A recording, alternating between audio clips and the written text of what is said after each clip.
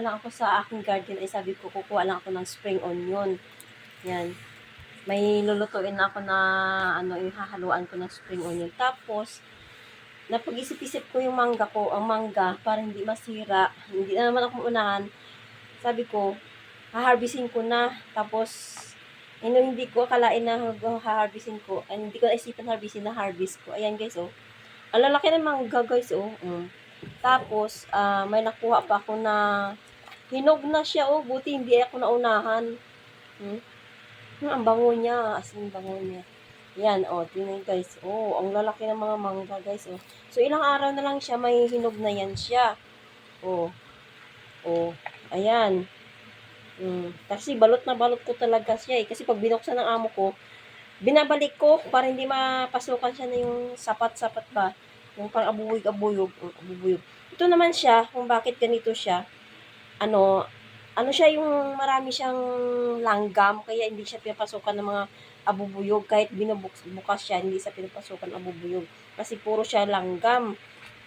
Ito yung bahay-bahay ng langgam mo, pero hindi po yan siya sira. Ano lang yan siya, ayan oh. Bahay ito ng langgam. Buti may langgam siya para hindi pasukan sa mga abubuyog. Ayan. Oh. Oh, ito pa yung isa.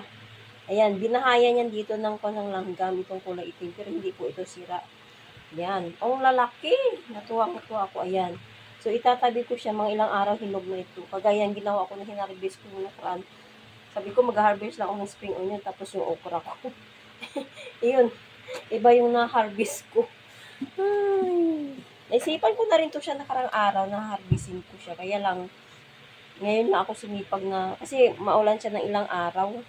Ayun, ngayon na ako nakapunta. Parang siguro 2 araw hindi ako nakapunta sa garden ko. Kaya ito, na-harvest ko. 1, 2, 3, 4, 5, 6,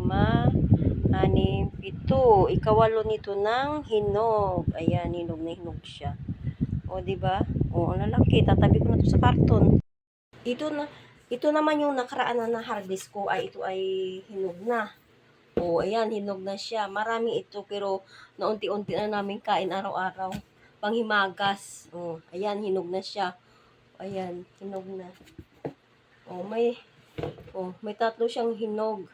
So, ito, may natira pa siya. O, pakunti-kunti pa lang. So, ayan. Yan, ito. So, ngayon, ang bagong harvest ko, ipapasok ulit dito sa, sa karton. Yan. Sa karton. Para, hindi alam ni amo yung taguan ko ng mangga. Hindi niya alam. Kala niya tubig lang yan doon ng mineral water. Hindi niya alam, alaman pala ay mangga. Galing ko utago ng mangga eh. Ayan oh, punong-puno yung maliit na karton. So ito, yan. Tapos ipasok ko pa siya ulit sa medyo malaki nga karton. Yan.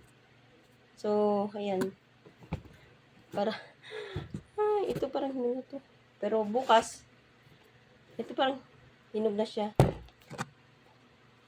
Ito, matigas-tigas pa siya kasi nga, bagong pitas. So, bukas ko na ilalabas tong 3 piraso. Ito na guys. Ayan. So, diba? Matigas. Ay, tanggalin ko na lang to yung mga hinog. Kasi hindi ko siya matakpan. Kasi marami kami ditong alaga sa kusina.